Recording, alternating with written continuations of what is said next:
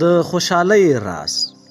د روحي روغتیا په یوه سمینار کې 200 کسانو ګډون کړی و. د ارواپوهنې او اخلاقو یو استاد وینا ورته کوله. ویناوال د خپلو خبرو په منځ کې وویل اوس به یوه تجربه وکړو. ما سهار له ځان سره 200 پوکاڼۍ راوړې وې او په هره پوکاڼۍ مې د یوه ګډونوال نوم لیکلی دی. تاسې لطفاً دې کوټې ته ورشئ، هر څوک خپله پوکاڼۍ ومومئ. د موندلو لپاره صرف 3-4 دقیقې وخت لرئ. په کوټه کې بد حال جوړ شو.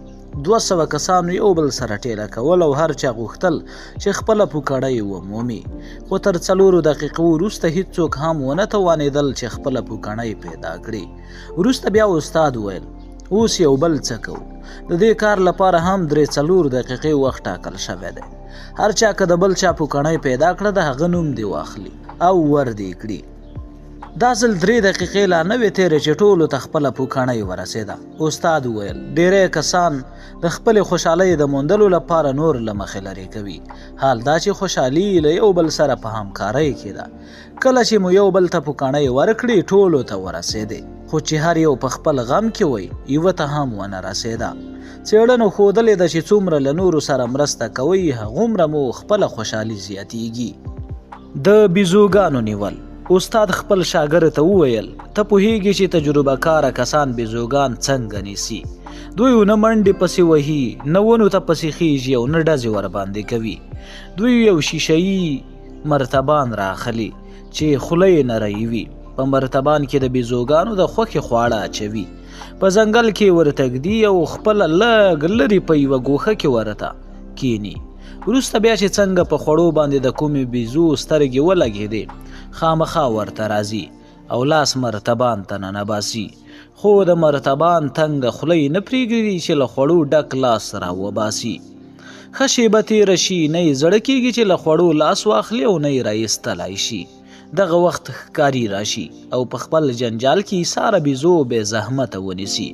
استاد ویل د بیزو ټوکه به په ځان نه کوې، له خپل حرصه به ځان ته لومه نه جوړوې.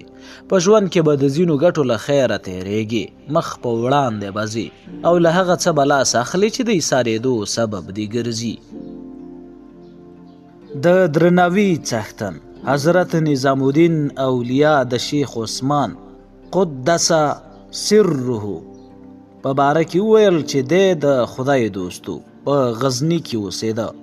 د جغندرو او ټیپرو یو ډول خواړه به یې پخول، هغه به یې په بازار کې خرڅول او همدا یې د ګزارې ذریعه وه. عثمان د خوړو د اخیستونکو درناوی په ځان لازم باله. که به چا کوټه او تقلبي سکه هم ورکړه ده به پکې څه نه ویل. د خلکو خاطر کول ورته ډېر ډېر ښه ښکارېدل. وروسته چې خلک پوه شول چې دی کره او کوټه دواړه مني، کوټه سکې به یې لا زیاتې ورکولې، خو ده د خوړو خرڅول ونه درول.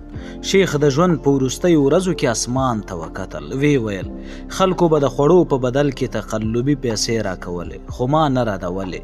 ای ربه که زما بندگی هم تقلبي وه ما په خپل رحمت وبخه او ما له خپل درشله مشړه. د کشپانو پاکول. یوه ځوانکي به د هر یک شنبې په سهار خپل سپي ته د جهیل د غاړې چکر ورکاوه. د کابو هر ځل یوه زړه میرمن لیده چې یو کوچنی اوسپنیز قفس به ورسره و او د ولاړو اوبو په غاړه به ناسته وه. زلمي ته سودا پیدا شوه چې دا دلته څه کوي. کله چې له سپي سره د اوبو په غاړه ګرځېده د بوډۍ قفس ته یې د سترګو له کونجه وکتل. په قفس کې څو دانې کشپانو. په بله یکشنبه د زلمي زړه صبر نه شو. ورغی ورته وویل که بده یې نه منې یوه پوښتنه درنه کوم، دا کشپان څه کوي؟ ښځې ورته وویل پاکوم یې. دغه وخت یو کوچنی کشپ د ښځې په لمن کې و چې دی یې د سپنج په ذریعه کاسه ور پاکوله او 3 نور کشپان د قفس دننه وو. ځوانکي په حیرانۍ ور وکتل. بوډۍ وویل دغه اوبه چټلې دي او د دې سبب کیږي چې د کشپانو په کاسې باندې الجی پیدا شي، یعنی یوه زرغونه دوړه. په اوبو کې نورې ناپاکۍ هم د کشپانو په کاسې باندې نښلي.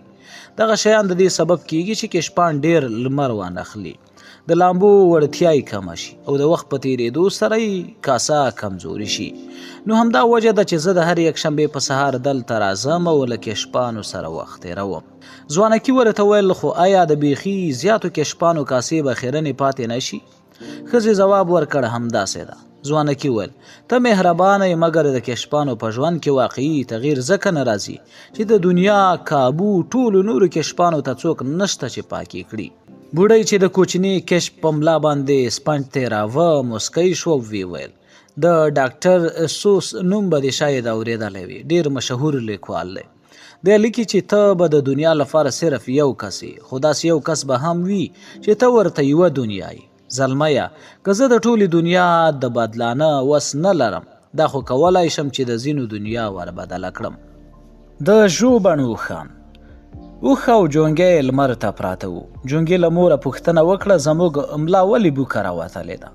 نور ژوي خو داسې نه دي. مور یې ورته وویل هلته زموږ بدن اوبه زیرمه کوي او دې زیرمې ته اوښان سخت ضرورت لري، ځکه په صحرا کې خو اوبه په اسانه نه پیدا کیږي. جونګي بله پوښتنه وکړه دا زموږ د پښو خپړ ولې ګرد او لینګي مو اوږد دي؟ مور یې ورته وویل ځکه د صحرا په شګو کې مو مزل ورسره اسانه کیږي. جونګي درېیمه پوښتنه وکړه زموږ باڼه ولې دومره غټ غټ دي؟ مور یې ورته وویل ځکه د باد په وخت مو سترګې د صحرا له شګو ساتي. دغه وخت جونګي مور ته وویل نو موږ چې پیدا د صحرا د سفر لپاره یو بیا دلته په ژوبڼ کې څه کوو؟ استاد چې دا کیسه وکړه ویې ویل هر څوک یو څه ته جوړ شوي دي، خو کاشکې هر چاته د خپلې وړتیا چارې سپارل کېدلی. تر ټولو سوړ ژمی ډیر سخته ژمی و، داسې چې ګڼو ژویو د یخنۍ په وجه ساه ورکړه. زیږي د ځان د بچولو لپاره یو بل ته سره ښه نږدې شول چې د یو بل د بدن په تودوخه ګوندې یو څه تاوده شي. یو څه خو تاوده شول، خو د یو بل د بدن اغزیو په عذاب کړل او ځینو یې جدایي خوښه کړه چې یخنۍ ووژل. نورو یې دا په ګټه وګڼله چې د خپلو عزیزانو د بدن اغزي ومني، څو تاوده پاتې شي او ونه مري. استاد چې دا کیسه وکړه ویې ویل که غواړو وژغورل شو نو یو بل به منو او زغمو. له یو بل سره اوسېدل مشکلات هم لري مګر ګټې خورا الویي دي. ګوربت او توپان آیا پوهیږئ چې ګوربت د توپان د راتلو اټکل کولی شي؟ د چې کله پوهه شي چې تیز باد رانږدې دی نه ورنه پټیږي بلکې د اسمانونو په لور برالوزي او د هغه راتلو ته وزر غوړوي. په هغه شیبه کې چې توپان را رسیږي دی وزر داسې وغځوي چې باد یې په هوا کړي او نور نو دی پاس پرواز کوي او توپان لاندې غوریږي. ګوربت له باد بادوریي او بادامې نه تښتي، نه پټیږي بلکې د لا برالوتلو لپاره استفاده ورنه کوي. د ژوند له توپانونو سره کولی شو لا لوړ الوت وکړو او د ګوربتانو غوندې د مستو سیلیو پاسونو سپاره شو. د ژوند له توپاني شیبو مه ویرېږئ، ستونزو ته مخامخ ودرېږئ او په جرأت او هنر سره لا لوړو مرحلو ته ځانونه ورسوئ. ګیلاس د ارواپوهنې یوې پوهاندې د درس په منځ کې یو ګیلاس راواخیست، اوبه یې پکې واچولې. ویې ویل د دې ګیلاس اوبو وزن به څومره وي؟ چا 1 کیلو ویل، چا نیم او چا زیات. پوهاندې ویل وزن یې یو څه ډېر یا لږ مهمه نه ده، مهمه دا ده چې څومره وخت یې په لاس کې نیسو. که 1 یا 2 دقیقې په لاس کې ولرو مشکل نشته، خو که 1 ساعت په لاس کې ونیسو لاس مو وچیږي او په عذابیږي. داسې وګڼئ چې ګیلاس مو ټوله ورځ په لاس کې نیولی وي، بیا به څه وشي؟ په لاس مو درد کیږي، درد به وار په وار زیاتیږي او دا هم کیدای شي چې که ګیلاس پرې نږدو لاس به مو بیخي شل غوندې شي. شاګردانو سرونه وخوځول، ویې ویل بالکل استادې، د ګیلاس وزن نه بلکې هغه موده مهمه ده چې په لاس کې نیسو. پوهاندې وویل اوس اصلي خبرې ته راځم. زموږ د ژوند غمونه او اندېښنې هم دغسې دي. که دقیقه نیمه یې په ذهن کې ساتو پروا نه کوي، که ټول ساعت ورسره بوختیږو یو څه ډېر مو ځوروي، خو که ټوله ورځ ورسره تېروو دا امکان شته چې بیخي له پښو ولویږو، بیخي ذهن راشل کړي. پوهاندې دا هم ویل کله کله اندېښنې ډېرې زورورې شي او نه مو پرېږدي په دغسې ورځو کې ذهن ته استراحت ورکول مه هېروئ. قدم ووهئ، خوږې خاطرې در یادې کړئ، د روښانې آیندې خیال پلو ته پناه یوسئ، د خواږه ملګري مجلس ته کینئ، له ماشومانو سره بوخت شئ، د ګلونو د غروب د روانو اوبو یا د طبیعت د کومې بلې ښکلا ننداره وکړئ. مقصد داسې مه کوئ چې ځورونکي اندېښنې مو ټوله ورځ په ذهن باندې بار وي. د دې بار کوزولو ته یوه طریقه لا ومومئ. د فابریکې څښتن د بوټونو د یوې لویې فابریکې څښتن به له خپلو کارګرو سره ډېره ښه رویه کوله. هغوی یې کار په اخلاص کوه، خو نور نو ورسره ښه زړور ولو.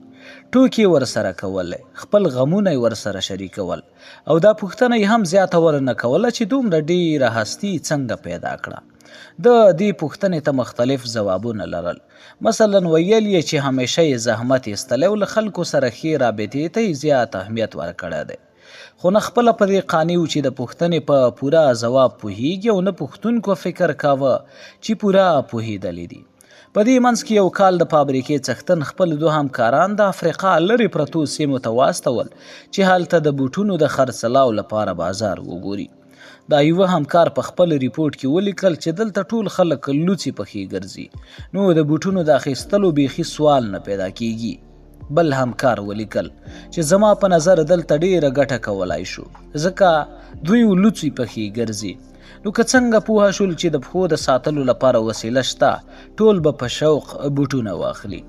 د فابریکې څښتن ته چې د دواړو همکارانو لیکونه را ورسېدل، خپل کارګر یې را وبلل، ورته ویې ویل تاسې همیشه رانه پوښتنه کړې ده چې دومره شتمني مې څنګه پیدا کړه. ما ځینې ځوابونه درکړي وو، خو پوره او قانع کوونکی ځواب نن رانه واورئ. زه ټول عمر د دې دوهم همکار غوندې وم، یعنې پښو ته مې له مثبت اړخه کتلي او د خنډونو په منځ کې مې د پرمختګ لارې صحیح کړي دي. طبیعت استاد په وینا کې ویل چې په وسلو باندې د شویو لګښتونو یوه برخه که د نورو ستونزو اواري ته بیله شي، د اوسني بشر ټول مادي مشکلات به اوار وي. له وینا وروسته شاګردانو پوښتنه وکړه چې انسانان ولې داسې نه کوي، ولې دومره ناپوه دي؟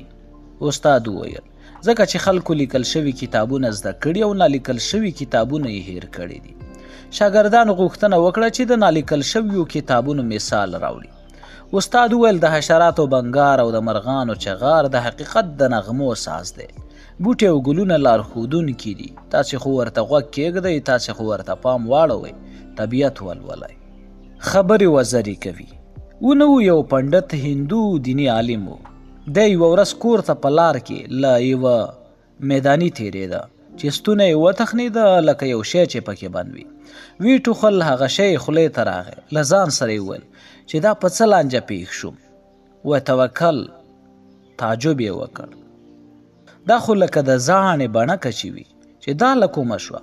دی له همدې فکرونو سره کور ته ورسېد او مېرمنې ته یې وویل یوه عجیبه پېښه راوشوه، له خولې مې د زاڼې بڼکه راووته. ښځې یې تعجب وکړ، ویې ویل دا خو بیخي عقل نه مني. پنډت ورته ویل ګوره ګوره چې چاته دې له خولې ونه وځي، خلک به یې بد شګوم وګڼي او کیسې به راپسې جوړې کړي. ښځې سر وخوځوه، خو ډېر ژر یې دې ارزو په زړه کې غځونې وکړې چې په یو چا یې باور کړی او دا کیسه یې ورته کړی وي. په زړه کې ورتېره شوه یو چا ته به لا ووایم، ګنې زړه به مې وچ وي. دا ګاونډۍ ته به سر ورښکاره کړم. د ګاونډۍ کره ورغله، په ټیټ اواز یې ورته وویل یوه خبره مې درته کول. ګاونډۍ سره ټول غوږ شوه، ویې ویل وایه وایه. د پنډت ښځې ګاونډۍ ته ټوله کیسه تېره کړه. دې شاید پکې څه نه وي زیات کړي، خو د ګاونډۍ غوږ ته داسې ورسېده چې پنډت یوه نه بلکې څو بڼکې توکلي وي. د پنډت ښځې په آخر کې وویل ګوره ګوره دا خبره به هیڅ چاته نه کوي. ګاونډۍ وویل ولې به یې وایم، ته بیخي بېغمه اوسه، هر چاته په ژوند کې یوه ښه یا بده ورپېښېږي، خو دا مناسبه نه ده چې ډول غاړې ته واچوي او عالم ورباندې خبر کړي. او بل ګوره دا دومره د اندېښنې خبره هم نه ده چې مقصد ورته وارخطا نشي. ګاونډۍ دې کیسې سخته هیجاني کړې وه. لږ وروسته چې د کور کارونه تمام کړل، د دوبي ښځه په لاره تېرېده. هغې ته یې وویل سلام، دلته راشه، یوه خبره مې درته کوله. د دوبي مېرمن وویل څه خبره ده؟ دی وویل خبره نه چې زمونږ ګاونډي پنډت ته څه ورپېښ شوي دي. او بیا یې کیسه په دومره هیجان ورته وکړه چې هغې ته داسې ښکاره شوه لکه سلامته زاڼه چې د پنډت له خولې رالوېدلې وي. د دوبي ښځې ویل توبه خدایه توبه، دا خو بیخي د نه منلو خبره ده. او بیا دې ته ګوره چې پنډتان خو بیخي غوښه خوري نه. که څه هم د دوبي میرمنې قسم کړی و چې راز به ساتي، خو خپلې ملګرې ته یې وویل چې د پنډت له خولې سلامته زاڼه رالوېدلې ده. کیسه خپره شوه او خبره د مختلفو ډولونو څو سوه مرغانو ته ورسېده. ډلې ډلې خلک به د پنډت کور ته راتلل چې ځان ښه پوهه کړي او ده به انکار کوه. بالاخره پنډت د کور په شاتنۍ لار ځنګل ته ولاړ. له خلکو پټ شو خلک چې نور د پنډت له لیدو نه هیلې او ستنېدو ته چمتو شول. د وروستۍ نتیجې ته ورسېدل چې دنیا له عجایبو ډکه ده.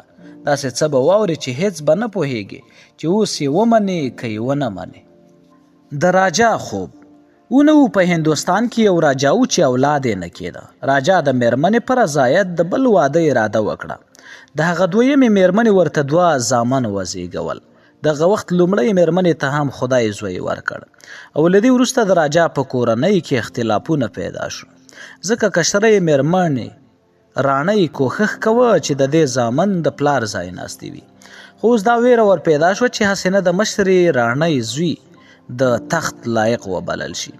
بالاخره کشرې راڼۍ راجا ته وویل چې مشره ښځه او د هغې زوی بیل کور ته واستوي. راجا یې غوښتنه ومنله. مشره ښځه یې له زوی سره په خپلو نورو مځکو باندې یوه بیل کور ته واستوله. وختونه تېرېدل او یوه شپه راجا عجب خوب ولید.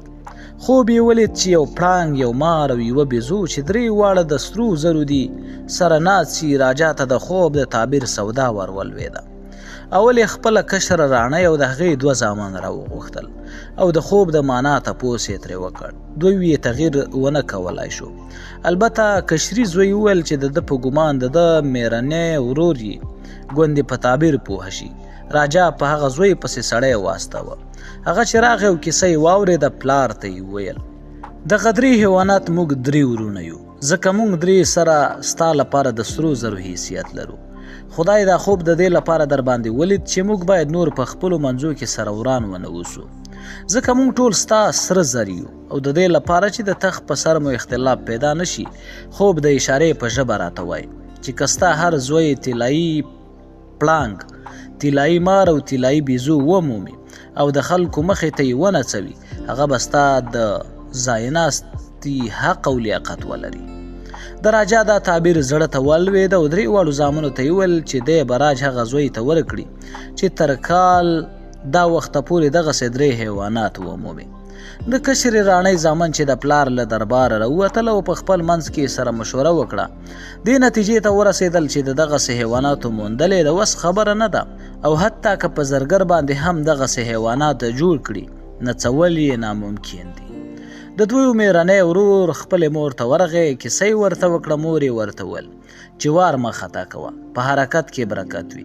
که ته یو ملنګ ته چې په ځنګلونو کې اوسي ورشي، هغه ګوندې لار در وښي. نو د راجا زوی د سفر موزې په پښو کړې روان شو او په ځنګلي سیمه کې له 2 ورځې مزله وروسته یو ډېر ګڼ ځنګل ته چې رڼا ورځ هم پکې د تت ماښام غوندې تیاره ورسېد. د شاوخوا سترګې غړولې تیاره مخ په زیاتېدو وه او بالاخره یې په یوه لرې فاصله کې د اور غوندې رڼا ولیدله. دی د رڼا خواته ورغی، هورې نری اور بل و.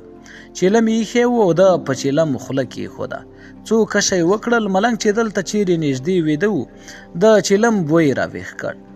راپاڅېد او پوښتنه یې وکړه چې دلته څوک دي؟ د ځواب ورکړ کاکا زه یم.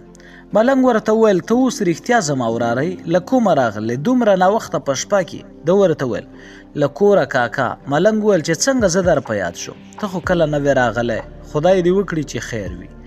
ده ورته د خپل سفر او مقصد وویل. ملنګ ورسره د مرستې ژمنه وکړه او بیا یې دیګ پر اور کېښود او یوازې 3 دانې وریجې یې پکې واچولې چې په اوبو کې وایشي، خو چې کله پخې شوې د دوی دواړو لپاره بس وي. د ډوډۍ په وخت ملنګ ورته وویل وراره زه درته نشم ویلی چې ته باید څه وکړې، خو په ځنګل کې چې نور هم وړاندې لاړ شي هلته زما کشر ورور اوسي، هغه ته ورشه، هغه ګوندې لار در وښي. نو چې سهار شو د راجا زوی روان شو. 2 ورځې وروسته دویم ملنګ ته ورسېد او ورته ویې ویل چې په څه پسې راوتلی دی. دویم ملنګ چې د ده کیسه واورېده، دیګ یې په اور باندې کېښود چې اوبه وایشي او بیا یې د وریجو 2 دانې پکې واچولې، خو په همدغه 2 دانو کې دومره برکت پیدا شو چې دواړه یې ماړه کړل. له ډوډۍ وروسته ملنګ وویل چې دی د دغسې طلایي حیواناتو د موندلو په اړه څه نشي ورته ویلی، خو د دوی یو بل ورور چې تر دواړو کشر دی ممکن په دې برخه کې ورسره مرسته وکړي. نو په بل سهار د راجا زوی خپل سفر ته ادامه ورکړه او 2-3 ورځې وروسته د دریم ملنګ ځای ته ورسېد. دغلته دی پوه شو چې څه باید وشي. دغه ملنګ هم اوبه وایشولې او دیګ ته یوازې یوه دانه وریجه واچوله چې دواړه ورباندې ماړه شول. چې سهار شو ملنګ د راجا زوی ته وویل چې پخته ورشي او په هغه باندې د 12 چارکه اوسپنو یو ډال جوړ کړي چې ژی دومره تیره وي چې له ونې رالوېدونکې پاڼه که ورباندې ولګېږي 2 ټوټې شي. د راجا زوی پخته ورغی، هغه فرمایشي ډال ورته جوړ کړ او د ډال ملنګ ته راوړو. ملنګ وویل ډال باید امتحان کړو. داسې چې د راجا زوی ته یې وویل ونې ته وخیژي، څانګې وښوروي چې پاڼې لاندې په درول شوي ډال راتوی شي. د راجا زوی د ونې څانګې وخوځولې خو پاڼې راتوی نه شوې. بیا ملنګ ونې ته وخت، ونه یې وخوځوله، ډېرې پاڼې راولوېدې او چې هره پاڼه د ډال ژۍ ته برابره شوه 2 ځایه شوه. ملنګ چې د پخ په کار مطمئن شو د راجا زوی ته یې وویل لږ وړاندې به په ځنګل کې یوه جوړه ماران ومومې چې د بانګس له لرګیو رغېدلي کور کې اوسي. دوی یوه لور لري چې له کوره راوتلو ته یې نه پرېږدي. ته به دغه تیز ډال د دوی د کور په دروازه کې کېږدي او خپله به په یوه ونه کې ورته پټ شي. کله چې ماښام ماران له کوره راوځي ډال به یې 2 څیرې کړي. چې ماران مړه شول ته به یې لور ته ورشي او هغه به درته ووایي چې طلایي ژوي چیرې دي. نو د راجا زوی له ملنګه رخصت واخیست، د مارانو د ځای په لور وخوځېد. ماسپښین و چې هلته ورسېد، ډال یې د هغې د کور په وره کې کېښود او ماښام چې کله ماران له دروازې راوتل ډال 2 ځایه کړل او ومړل. انجلۍ د مور و پلار له مړینې وروسته له کوره راووته چې په پېښه ځان پوهه کړي. دغه وخت د راجا زوی ولیده. نجلۍ ډېره ښکلې وه. دی ورغی، خبرې یې سره وکړې او ډېر ژر سره مینان شول. د مارانو د لور له ذهنه مور و پلار په لنډ وخت کې ووتل او راتلونکې ډېرې ورځې د بانګس لرګیو په کور کې د راجا له زوی سره تېرې کړې. په دې موده کې د مارانو لور د راجا زوی پوهه کړ چې د کور لویدیځې او جنوبي خواته به په هیڅ وجه نه ځي، ځکه خو یوه ورځ دی د لویدیځ لور ته روان شو چې یو څه مخکې لاړ طلایي پړانګان یې ولیدل چې ناڅي او د هغې له لیدو سره سم په خپله په طلایي پړانګ بدل شو. د هغې غوندې یې نڅا پیل کړه. د مارانو لور ژر پوهه شوه چې څه پېښ شوي دي.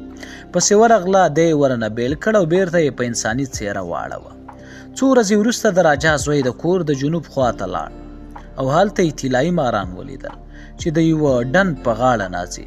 د هغې له لیدو سره سم دی هم په طلایي مار بدل شو. نڅا یې پیل کړه. د مارانو لور یو ځل بیا دی را بیل کړ، په خپل اصلي بڼه یې واړوه. خو د راجا زوی بیا هم بې احتیاطي وکړه او دا پیره د جنوب لویدیځ خواته لاړ. بینیان د ونې لاندې طلایي بیزوګان د نڅا په حال کې ولیدل او د هغې له لیدو سره سم دی هم په طلایي بیزو بدل شو. د مارانو لور بیا هم دی ورنه رابیل کړ، رای وست او په اصلي انساني څېره یې واړوه. له دې پیښې وروسته د راجا زوی وویل چې دی باید خپل کور ته ستون شي. د مارانو لور ورنه پوښتنه وکړه اصلا دلته څه ته راغلی وې او دغه وخت ورته د خپله ټوله کیسه وکړه. ویې ویل اوس چې مې طلایي ځناور وموندل په کار د کور ته ستون شم. د مارانو لور ورته ویل تا مې مور پلار ووژل، اوس به یوازې څنګه اوسم؟ نو اول ما ووژنه بیا لاړ شه. د راجا زوی ورته ویل ته به له ما سره لاړه شي. دې صد د مارانو لور سخته خوشحاله کړه او د ورنه د طلایي ځناورو د لیږدولو په اړه مشوره وغوښته، ځکه ده ته یې صرف د اوسېدو ځای معلوم و. نور نو نه پوهېده چې خپل وطن ته به یې څنګه رسوي. د مارانو لور وویل که دا ژمنه راسره کوې چې ما به هیڅ وخت په میدان نه پرېږدې او بله ښځه به نه کوي، د طلایي ځناورو د حاضرولو وخت چې راغی هغه یې زما په غاړه. د راجا زوی قسم وکړ چې له دې سره به وفادار پاتې کیږي، بله ښځه به نه کوي. وروسته بیا دواړه د راجا د وطن په لور وخوځېدل. کله چې دوی د دریم ملنګ ځای ته ورسېدل، د راجا زوی ورته وویل ما له دغه ملنګ سره ژمنه کړې وه چې د ستنېدو په وخت کې به یې ګورم او طلایي ځناور به ورښکاره کوم. اوس چې دغه ځناور را سره نشته ده ته به څه وایم؟ دغه وخت د مارانو لور د هغه جامو ته 3 غوټې واچولې او ورته وویل هغه وخت یې پرانیزه چې ملنګ د ځناورو د لیدلو غوښتنه وکړي. د راجا زوی چې ملنګ ته ورغی، ملنګ ورنه وپوښتل طلایي پړانګان، طلایي مار او طلایي بیزو کوم دي؟ د راجا زوی ورته وویل ډاډه نه یم چې چیرته به وي، خو ما یو څه په جامو پورې غوټه کړي دي. او بیا یې 3 واړه غوټې پرانیستې. په یوې کې لوټه وه، په بله کې د لوښو کودره او په بله کې یوه ټوټه سکاره. د راجا زوی 3 سره لرې وغورځول او پاڅېده. د مارانو په لور پسې ورغی. ویې پوښتله چې ولې داسې بېکاره شیان ورغوټه کړي وو. هغې وویل ستا عقیده نه وه، که د عقیده وی ځناور به په لوټه، په کودري او سکرو په ټوټه نه بدلېدل. دوی یو ځل بیا سفر پیل کړی. د 2یم ملنګ ځای ته راورسېدل. هغه هم د طلایي ځناورو د لیدو غوښتنه وکړه. او دا ځل د راجا زوی کوښښ کړی و چې خپل عقیده یو څه پخه کړي. او چې غوټې یې پرانیستلې، طلایي پړانګ، طلایي مار او طلایي بیزو راښکاره شو. وروسته بیا د په لاره کې لومړي ملنګ ته هم ځناور ورښکاره کړل. او بالاخره هغه کور ته ورسېدل چې د مور پکې اوسېدله. چې د ژمنې ورځ رانږدې شوه، د راجا زوی له پلاره وغوښتل د مور کور ته څیرمه په یوه لویه میدانۍ کې کمپونه ولګول. چې د ژمنې ورځ رانږدې شوه، د راجا زوی له پلاره وغوښتل د مور کور ته څیرمه په یوه لویه میدانۍ کې کمپونه ولګوي او د دوی له کوره تر میدانۍ پورې یوه سرپوښلې لاره جوړه کړي. هله به دی نڅېدونکي زرین ځناور ټولو ته وښیي. راجا همداسې وکړل او د ژمنې په ورځ ټول خلک په میدانۍ کې نندارې ته راټول شول. هله بیا د راجا زوی 3 ځناور په میدان کې راڅرګند کړل. د مارانو لور په سرپوښلې لاره کې د نورو له سترګو پناه پاتې شوه او ژوي یې ونڅول. خلکو کرۍ ورځ تر ماښامه پورې ننداره وکړه. بیا خپاره شول. په هغه شپه ټول درول شوي کمپونه په طلایي کورونو بدل شول. او چې راجا دا هر څه ولیدل، د 2مې ښځې کور یې پرېښود، د لومړۍ بیرمن کور ته راولېږدېد. د بخت مرغه. ونه و یو وخت یو بېوزله بوډبه و. یوه ورځ چې ډېر ستړی شو، کار یې بس کړ. د ونې لاندې پرېوت. هور یوه کوچنۍ مرغۍ چې د بېوزلي او ستوماني ولیده، له ځان سره وویل له دغه سړي سره په کار د مرسته وکړم. او بیا راغله د څنګ ته په مځکه کېناسته. د بوډبا چې سترګې مرغۍ کېدې، خوب یوړ. دغه وخت کوچنۍ مرغۍ د هغه څنګ ته یوه طلایي هګۍ کېښوده. والوتله. شیبه نیمه پس چې بوډبه راویښ شو، د طلایي هګۍ لیدو حیران کړ. د هګۍ ژر په جب کې واچوله، راپاسېد. تر هغه دمه وهل شوي لرګي په شا واړول. د لرګیو دوکاندار ته یې ځان ورسوه. دوکاندار ورته وویل د بوټو وری دی وړوکی دی، نن دې لکه چې ډېره خواري نه ده کړې. بوډبا ورته ټوله کیسه وکړه. دوکاندار چې چالاک سړی و، دی وهڅاوه چې هګۍ په یوه طلایي سکه باندې وپلوري. د ساده بوډبه دا سودا خوښه شوه. دوکاندار ورته وویل چې که یې هغه مرغۍ ورته راوړه چې دغه هګۍ اچولې ده، نو د سرو زرو په 5 سکو به یې ورنه واخلي. بوډبه ورسره ومنله. په بله ورځ بوډبه د هماغې ونې لاندې چې هورې طلایي هګۍ موندلې وه وغځېد او ځان یې ویده واړو. کوچنۍ مرغۍ یو ځل بیا را پیدا شو چې څنګه د بوډبه څنګ ته په مځکه کېناسته. بوډبه سمدستي ور ټوپ کړل، ویې نیوله. په خوشحالۍ سره یې وویل اوس به دې د سرو زرو په 5 سکو باندې خرڅوم. طلایي مرغۍ ورته وچرېده. زما یوه هګۍ د 5 طلایي سکو 100 برابره قیمت لري. ته په څه خبرې؟ دوکاندار در سره چل کړی دی. بوډبه چې په خپلې تېروتنې پوهه شو، ویې پوښتل بې ځایه حرص مې وکړ او ناحقه مې وځورولې، بښنه غواړم. دغه وخت مرغۍ وویل زما عمر نور ختم دی، زه د بختورو مرغانو د کورنۍ یم. موږ انسانانو ته نیکمرغي ورکوو، خو قسمت مو داسې دی چې که مو انسان ونیسي ژوندی نه پاتې کیږو. بوډبه ورته وویل څه مرسته در سره کولی شم؟ مرغۍ وویل چې زه ومرم، زما یوه باڼکه راواخله، اور ته یې له لرې ونیسه. ته به په دې طریقه زما کور ته ورسېږي. هلته زما د کورنۍ غړیو ته باڼکه ورښکاره کړه او حقیقت ورته ووایه.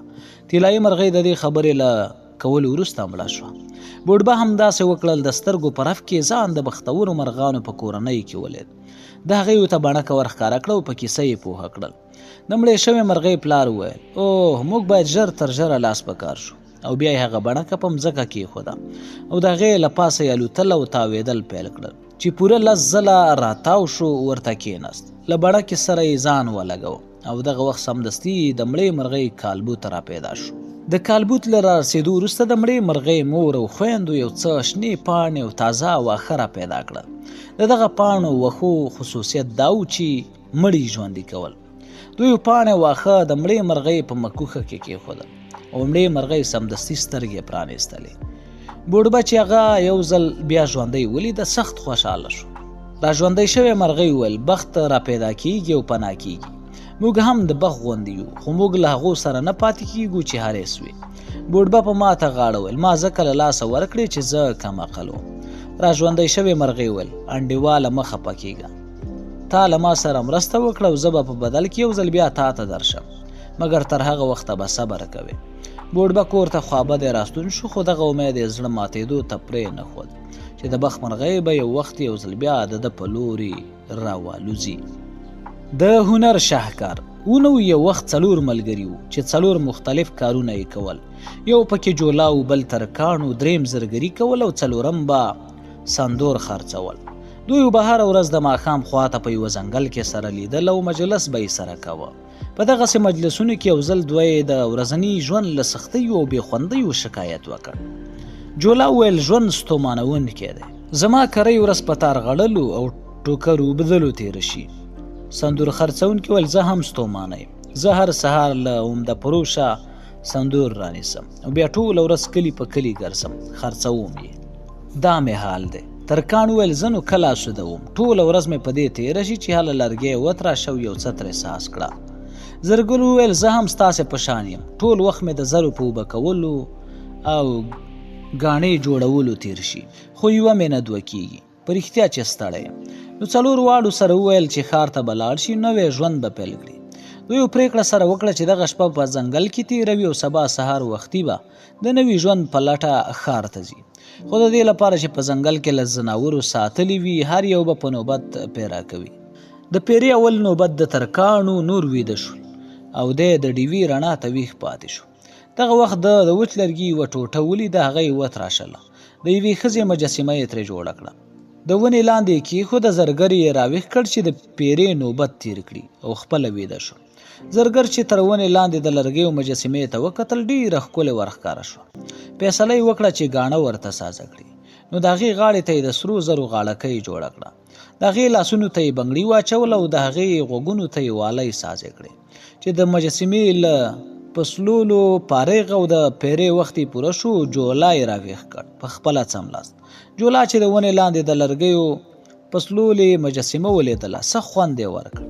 را اوچته یې کړه، په لاس کې واړوله، را واړوله او له ځان سره یې ویل دې ته لباس پکار دی. جولا سمدستي لاس پکار شو، ساړه یې جوړه او مجسمې ته یې ور واغوستله. اوس نو مجسمه لا ښکلې ښکارېده. د جولا د پیرې نوبت چې پوره کېده، د ساړه یې مېرمن یې تر ونې لاندې کېنوله. سندر خرڅونکی یې راپاڅوه او خپله څملاست. سندر والا چې تر ونې لاندې د ساړه یې مېرمن ولیدله، ځان سره یې وویل شاهکار دی شاهکار، د هنر شاهکار. او بیا یې سړه ساه وایسته، ارزو یې وکړه چې کاشکې مې داسې ښکلې ښځه په نصیب شي. د له خپلې کڅوړې یوه ټوټه سندر راوایستل، په ډېر شوق یې د هغه په تندي کې ایښودل. او دغه وخت ناڅاپه په مجسمې کې ساه وچلېده، را ژوندۍ شوه، په یوې ښکلې پیغلې بدله شوه. پیغلې ده ته وکتل، شونډې یې موسکی شوې. نور نو د سهار رڼا خپره وه او ویده ملګري هم را پاڅېدل او د نجلۍ په لیدو د هر یوه زړه وغوښتل چې واده ورسره وکړي. هر یوه ویل چې که د ده هنر نه وای، مجسمې به خدای زده چې ساه اخیسته. د دوی اختلاف د حل کېدو نه و. یو چا ته چې د جرګو مرکو سړی و، په شریکه ورغلل. کیسه یې ورته وکړه. هغه ورته ویل په دې پیښه کې ترکاڼ د نجلۍ د پلار حیثیت لري. زرګر چې ګاڼه ورته برابره کړې ده، د هغې د تره په شان دی. جولا چې جامې ورکړي، د هغې ورور کېږي. او دا د هغه چا ناوې ده چې د دې په تندي باندې سندر ایښی دی. لانجه ختمه شوه، نجلۍ سندرو خرڅونکي ته ور واده شوه. دوی دواړه له یو بل سره ډېر خوشحاله او د 4 ملګرو په ملګرتوب کې هم کمی رانغی. خزانه بزګر په پټي کې یوه کوله چې ناڅاپه د غږ څوکه له یوه کلک شي سره ولګېده. کرنګ اواز یې شو. بزګر ته سوال پیدا شو چې دا به څه وي. د یوه بس کړه، کلکه مځکه یو څه وکېنستله، که ګوري هلته 2 لوی له طلا ډکه بکسونه خښتي. د بزګر له خولې چې دومره ډېر ثروت یې په خوب هم نه و لیدلی، ناڅاپه ووتل دا څه وینم. بزګر خپل ذهن ژر راټول کړ او له ځانه یې وپوښتل چې څه باید وکړي. اول یې فیصله وکړه چې سمدستي کور ته یوسي، خو بیا دوزړی شو چې که مېرمن یې دا راز ونه ساتلی شي او نورو ته یې له خولې ووځي، هغې به د راز د ساتلو په بدل کې خامخا خپله برخه وغواړي. بزګر له ډېر فکره وروسته دې نتیجې ته ورسېد چې 1000 دمه به په خزانه بیرته خاورې واړوي چې د چا ور پام نشي. په خپله به کور ته لاړ شي، مېرمن به مې امتحان کړي چې لوی راز ساتلی شي که نه. که یې ساتلی شو خزانه به مې بیا په بېغمه زړه کور ته یوسم. دی چې کور ته راغی مېرمن ته یې ویل یوه عجیبه خبره مې اورېدلې ده، خو ګوره چې چاته یې ونه وایې. مېرمن یې ورته وویل ولې به یې وایم، څه خبره ده؟ ده ورته وویل قول به راکوې چې راز به پټ ساتې، ځکه ډېره پټه خبره ده. هغې کلک قول ورکړ او د غوږ ته خوله ورنږدې کړه. ویې ویل د پاچا په ګېډه کې کشف دی. ښځې بیا هم ټینګار وکړی چې هېڅ چاته به یې نه وایي. خو چې څنګه بزګر د غرمې له ډوډۍ وروسته خوب یوړ، دا له کوره راووته. د ګاونډي ښځې ته یې ویل خبره یې که نه یې د پاچا په ګېډه کې کشف دی. خبره لکه د سرې اور خپره شوه. لور په لور لاړه. پاچاهي ماڼۍ ته ورسېده. وان په خپله پاچا واورېدله. پاچا ډېر په قهر شو. وزیر ته یې امر وکړ چې هغه څوک باید خامخا ومومي چې اوازه یې اچولې ده. وزیر دا اوازه له خپل ملګري او ملګري له یوه دوبي اورېدلې وه. دوبي ته خبره خپلې ښځې کړې وه، هغه یې ته خپلې خور کړې وه. لنډه دا چې د اوازې اصلي ځای معلوم شو. پاچا په بزګر پسې عسکر واستول. بزګر چې د پاچا عسکر د کور په دروازه کې ولیدل، پوهه شو چې راز نه دی ساتل شوی. له ځانه سره یې ویل لعنت دې پر ما وي چې خپلې ښځې ته مې د راز د ساتلو ویل، اوس به د خپلې بې عقلۍ سزا وینم. بزګر د پاچا حضور ته وروستل شو. پاچا چې ډېر په قهر و پوښتنه ورنه وکړه تا ولې دومره احمقانه اوازه اچولې وه؟ اصلي خبره راته وکړه که نه سر دې غوڅوم. بزګر له ویرې رېږده اخیستی و. د فکر وکړ چې که رښتیا ووایي ګوندې بچ شي، که نه نو خلاصون یې نشته.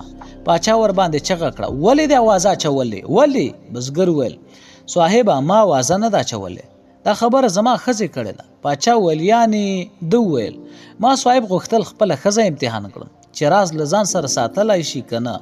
خو پاچا یې خبره ورغوڅه کړه. ویې پوښت کوم راز؟ بزګر ویل صاحبه ما له طلاو ډک 2 منګي موندلې دي. پاچا چغه کړه له طلاو ډک 2 منګي چیرته؟ بزګر ته په زړه کې ورتېره شوه چې د منګیو په ورښودلو سره ګوندې یوه برخه طلا ده ته هم ورپرېږدي.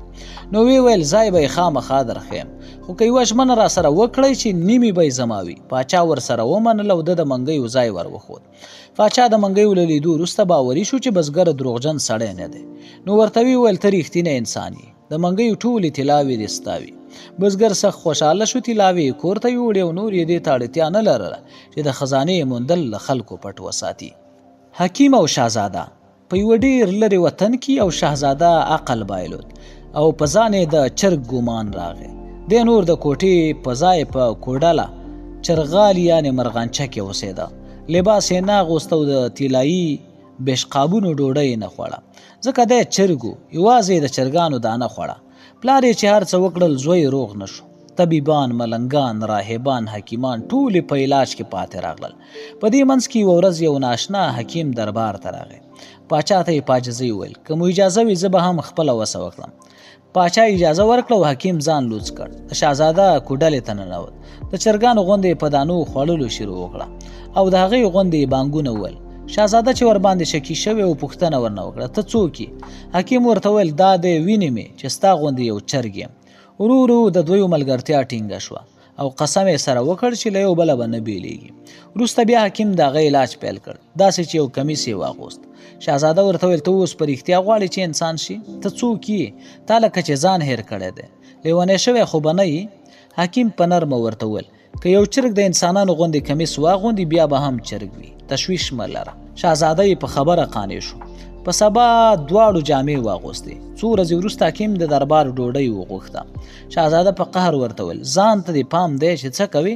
د انسانانو غوندې ډوډۍ به هم یو چرګ خوړله. حکیم ورته ویل هیڅ وخت دا فکر مه کوه چې که یو چرګ د انسانانو ډوډۍ وخوري، له انسانانو سره ووسي او له هغې سره په دسترخوان کینی، نو هغه د انسان شي، هغه به بیا هم چرګ وي. شهزاده قانع شو، د انسانانو غوندې ژوند یې له سره پیل کړ. استاد چې دا کیسه کوله ویې ویل د دې لپاره چې جاهلان له جهل لاس واخلي کله کله بله هیڅ لار نه وي مګر دا چې پوهان د هغې په خوم کې ځان ورنګوي. ابن سیرین یو چاته ویل څنګه یې حال دې راته ووایه. هغه ورته ویل یو څوک چې ماشومان ورنه په کور کې ډوډۍ غواړي او له ده سره پیسې نه وي او 500 درهمه هم پورونه ورباندې وي د هغه به څه حال وي؟ ابن سیرین کور ته لاړ، 1000 درهمه یې ورته راوړل. ورته ویې ویل 500 درهمه پوره وړیو ته ورکړه، 500 نور یې ستا د کور د خرڅ لپاره. ابن سیرین ته د دومره پیسو ورکړه اسانه نه وه ځکه زیات شتمن نه و. نو هغه سړی چې لاړ ویې ویل ما باید له دې سړي پوښتنه نه وی کړی. نور ورته وویل هغه خو مجبور کړی نه وې، خپله دې ورکړې. ده وویل دا سمه ده چې هغه مجبور نه کړم، خو که یو څوک د بل د حال د معلومولو شوق کوي او هغه ورته حال وایي، نو بیا که د مرستې ضرورت وي او مرسته نه کوي، دا په حال اخیستلو کې منافقت دی. روحیه. استاد میرمن چین په خپل دفتر کې یوازې ناسته وه. زده کوونکی کوټې ته ورغی، په ماته غاړه ورته ویل په امتحان کې به مې څو نمرې وړې وي. استاد ورته ویل نور ټول کامیاب شوي دي، خو تا ته یوه نمره بله هم پکار وه چې کامیاب شي. هلک خواست ورته وکړ، خیر دی دا یوه نمره را سره لحاظ وکړه. استاد ویل زه په نمرو کې د چا لحاظ نه کوم. هلک په ژړغوني غږ وویل که کور ته لاړ شم او مور مې پارچه وګوري وهي مې. استاد په دې پوهېده چې اکثره میندو پلرونو ته د اولاد ناکامي د زغملو نه وي، خو دې هیڅ وخت چاته خیراتي نمرې نه ورکولې او دا کار یې خیانت باله. له بلې خوا د هلک وهم هم ورته ډېره بده خبره ښکارېده او په دې پوهېده چې وهل د هلک آینده ور تباه کولی شي. خوا یې بده شو، هلک ورته هماغسې ژړغونی ولاړو او دا د حل لارې په فکر کې وه. په دې منځ کې یوه بله خبره په ذهن کې تېره شوه. هلک ته یې ویل خیراتي نمرې هیڅ وخت هیڅ چاته نه ورکوم، مګر زه او ته به یو تړون سره وکړو. زه به یوه نمره قرض درکړم، داسې چې په بل ځل امتحان کې که دې هر څومره نمرې یوړې، دوی په قرض کې درنه کموم. دې سودا ته تیار یې؟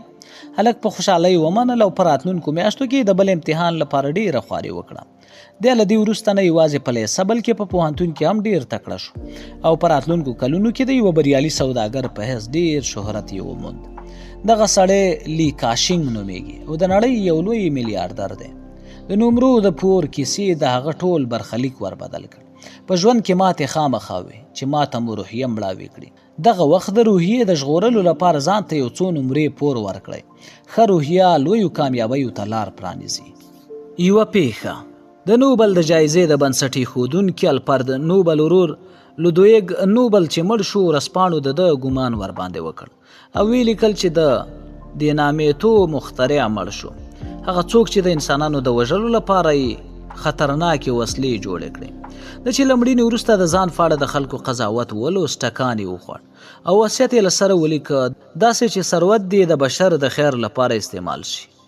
دی اوس د دینامیکو د مخترع په توګه نه بلکې د نوبل د جایزې د بنسټ ایښودونکي په نوم یادیږي. صرف یوه فیصله هم کافي ده چې برخلیک مو بدل شي او په تاریخ کې خلک په بله سترګه راته وګوري. اصل او کم اصل. د پاچا په غمی کې تور داغ پیدا شو، درباریانو یې علت معلوم نه کړ. له شاوخوا خلکو یې پوښتنې وکړې خو هیڅوک نه پوهېدل چې ولې داسې شوي دي. بالاخره یو ملنګ د پاچا وزیر ته وویل چې د دې شي په علت پوهېږي. ملنګ یې پاچا ته راوست او غمی یې ورښکاره کړ. ملنګ ویل د غمی په منځ کې چینجی دی، هغه یې له منځه خوري. پاچا ته خندا ورغله چې په غمی کې نو څنګه چینجی پیدا کیږي. ملنګ په خپله خبره ټینګ او پاچا ورته ویل غمی به مات کړم، منځ به یې وګورم که چینجی پکې نه و سخته سزا درکوم. ملنګ ورسره ومنله چې غمی یې مات کړ. په منځ کې رښتیا یو چینجی و. پاچا په نوکرانو امر وکړ چې ملنګ ونازوئ، نن شپه د دربار پاتې شوني ډوډۍ ورکړئ او د شپې په پخلنځي کې څملوئ. په سبا سهار چې پاچا په خپل ښکلي اس باندې پښه واړول او ملنګ هم له پخلنځي راووت، پاچا ورته ویل زما د اس په باره کې څه فکر کوې؟ ملنګ وویل ډېر ښکلی اس دی او ډېر تیز ښکاري، خو که سیند وویني سمدستي ځان اوبو ته اچوي، دغه خوی پکې شته. پاچا ویل دا خو به همدا اوس تجربه کړو. اس یې د سیند خوا ته روان کړ او چې له اوږده مزل وروسته سیند راښکاره شو.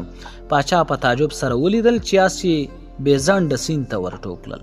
پاچا نوکرانو ته مخ واړه وویل ملنګ به یوه بله شپه هم میلمه وي، ویې ناسوئ. هغه یې پاتې شوني ورکړه او شپه یې د پخلنځي په کونج کې ورباندې تېره کړه. په بل سهار چې ملنګ رخصتېده پاچا ور وغوښت، ورته ویې ویل نور په څه پوهېږي؟